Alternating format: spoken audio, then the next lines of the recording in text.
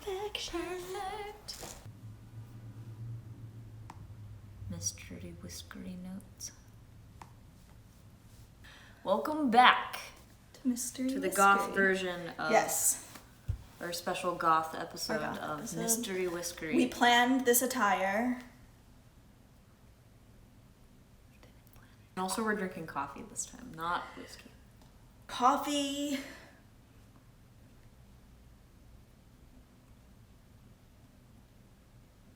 Nope. I was looking at you just like... I was staring at the word mystery and thinking... Waiting. Thesaurus in my brain. Can there be a synonym for mystery that rhymes with coffee? Considering I don't know too many synonyms for mystery, the answer was no. It's about kind of a more unknown case this time, which I think might be cool to throw some emphasis on. Maybe not cool, but much needed in this particular story, I think. It's pretty cool though that we're not cool that she's missing, obviously, but cool that people are drawing light, bringing. I don't think anyone would have thought that is what we were calling cool. Well, because if you said it's not cool, I mean, it's okay. Cool We'll edit this part out too. It's cool that people are talking. That some people are talking about it. It was brought to my particular attention by a Reddit user who I will mention towards the end, because otherwise I probably would not have known about her. Found on Unsolved Mysteries on Reddit. So her name is Yvonne Katharina Belcher. She was German-born, but I guess moved to the United States with her family. She went missing about almost 19 years ago now, December 22nd, 2001, after a fight with her husband. And she had left their house by foot at 2 a.m. or about 2:30 a.m. and has been missing ever since. There are a couple theories surrounding her disappearance. She was also seen 2 more times before she actually was officially reported missing. This took place in Green Cove, Florida, and she was Yvonne was about 25 at the time that she went missing. She was a waitress at a local golf club restaurant and a dancer at a local strip club. She lived with her husband at the time. His name was Jesse Owen. She also lived with her mother-in-law and daughter from another marriage.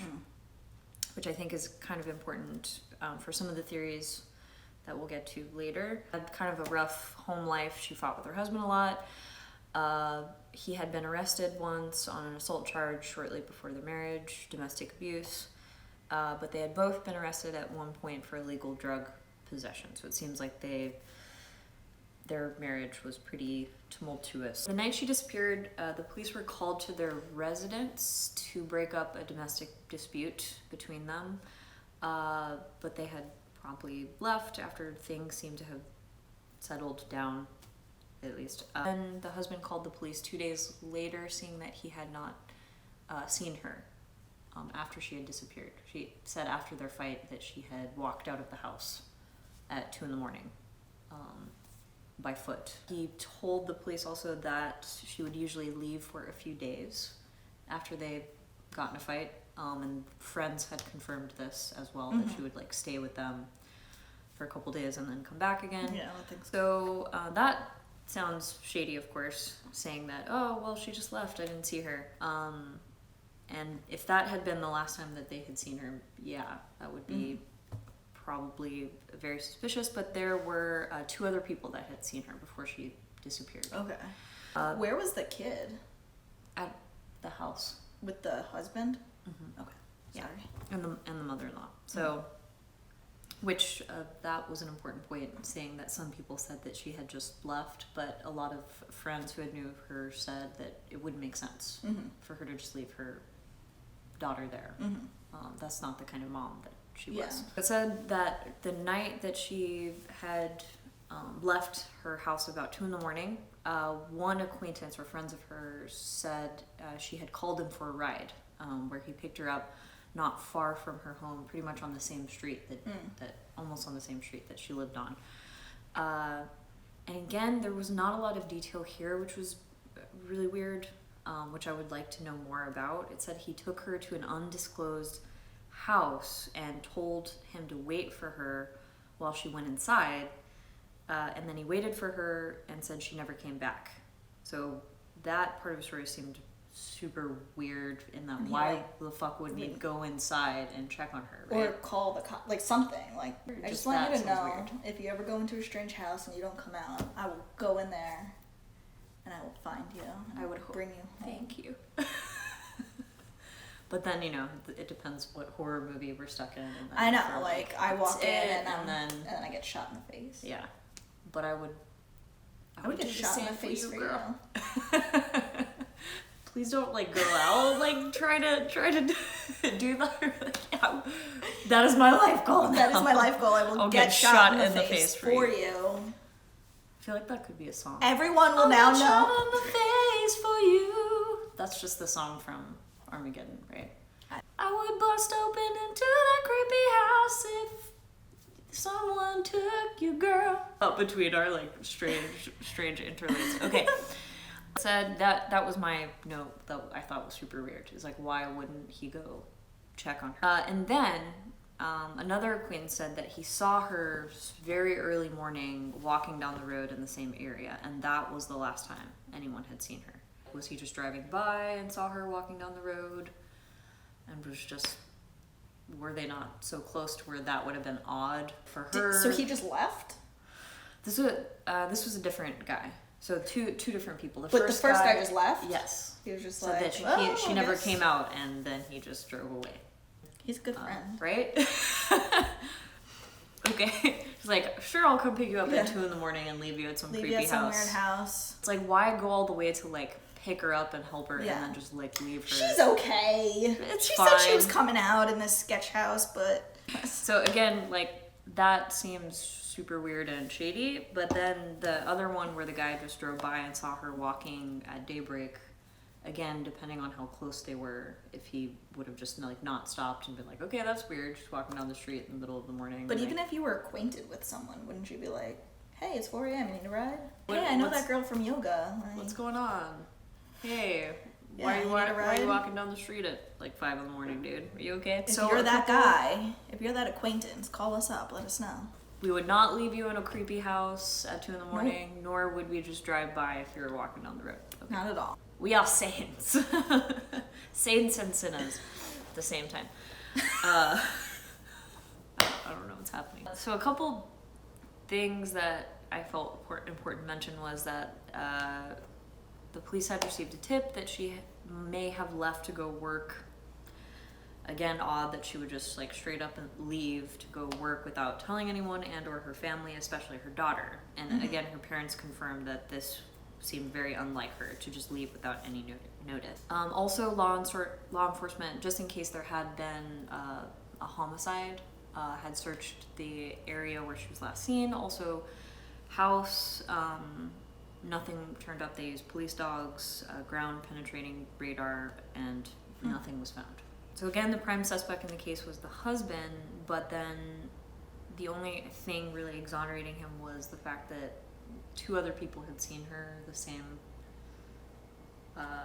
that matched his story, where he said she disappeared at 2:30, and that friend had come and gotten her just at that same time on the same street where he had last seen her. Unless he went to go look for her. Yeah, which was another theory that some people said that maybe he had gone back to find her or something. But again, no traces of her were found anywhere in that area, which again, it said here, the police said he was cooperative through the whole process, which I think is, you know, why is that, you know, like getting him off the you know, suspicion. If every guilty person was just like, hey, I didn't do it, like, I'm being cooperative. Oh. But here, I guess, is the other part. He overdosed on pain pills in November 2004, and the police searched his home but were unable to find anything tying her to his disappearance. So it's still officially classified as a missing persons case, but the FBI has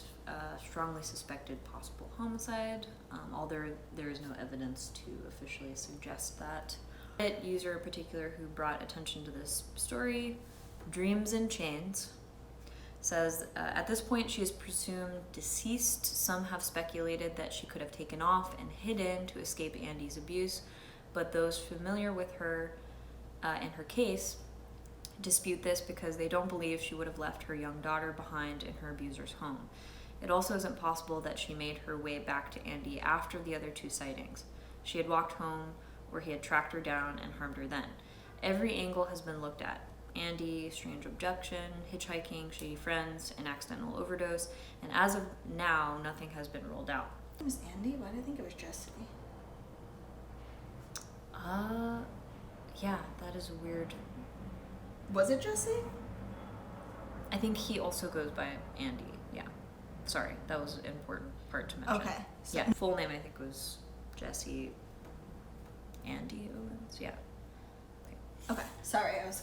Yeah, me too. I was reading it and I was like, wait, what the fuck? And then I thought that this particular case would be good to mention just because it was a sex worker and a stripper. Not a lot of people focus on these cases because they kind of just think like, oh, well, it makes sense for her background, which it should not be like that. No, they don't care that she had a husband who cares about her, like, despite, like, their situations. How can you look a kid in the face and be like, yeah, she's not as important as this soccer mom over here or something that goes missing? So I thought this comment would be good to include, just given the story says, I think it's really great that you took the time to highlight this case, this particular Reddit user, and as a former stripper myself, it's always disheartening to see how the community tends to treat sex workers who go missing, not necessarily because they deserved it, but very apathetically, as though it's simply par for the course due to the nature of the profession. Yes, it's high risk, but it shouldn't be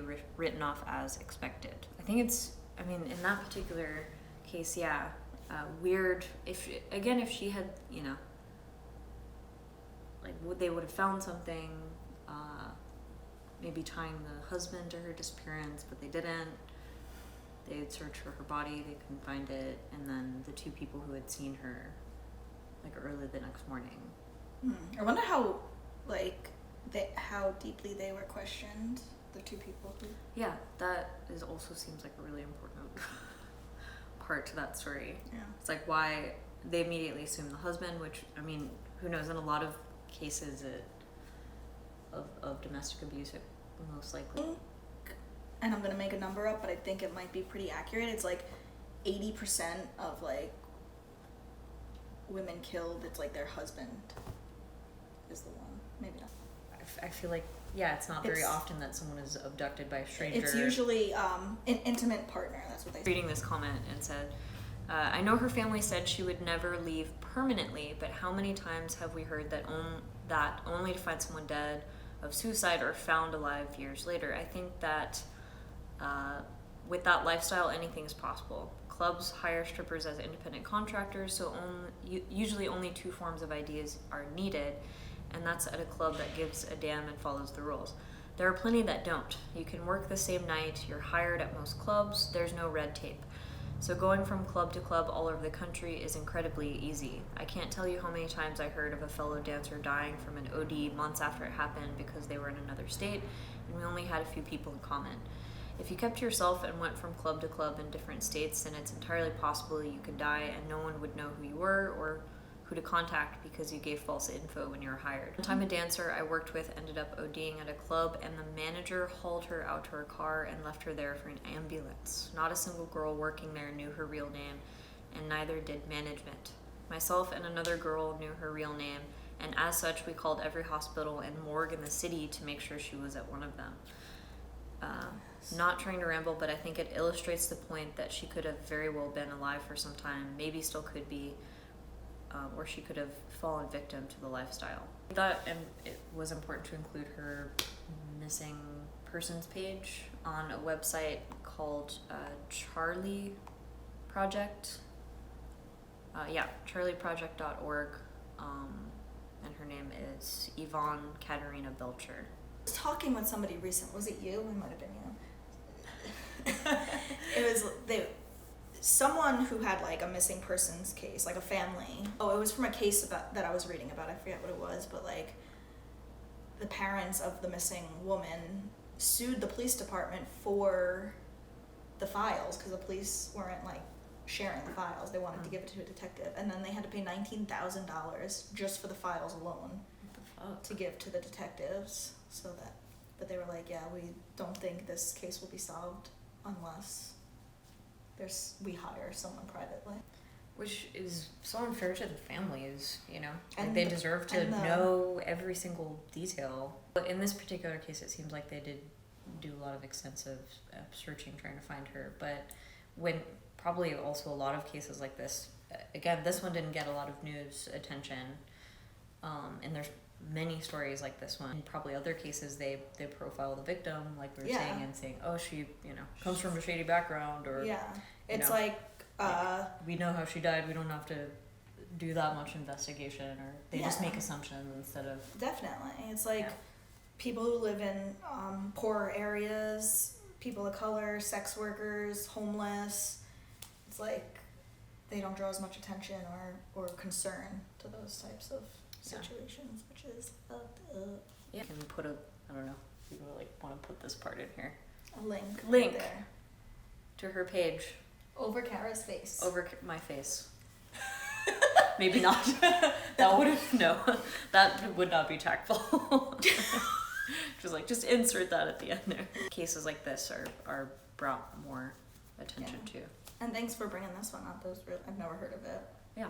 And thank you to Reddit user Dances and Chains. Something balls and chains. Balls and Chains. Sorry, we didn't really look at your name.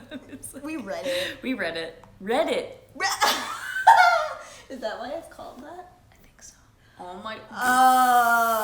I just started. Brilliant here. I'm about 20 years late to the Reddit game. I only first went on Reddit about 2 months ago. Welcome to your addiction. Yes. But I remember back in the day when all those kids were talking about that old Reddit. It's been around, for a really long time. It has to be like 15 years. Oh, yeah. It doesn't have to be, but I think it is. Probably. Brought to you by Reddit. Let's do an oral history of Reddit. On the next episode. On the next episode. Bye.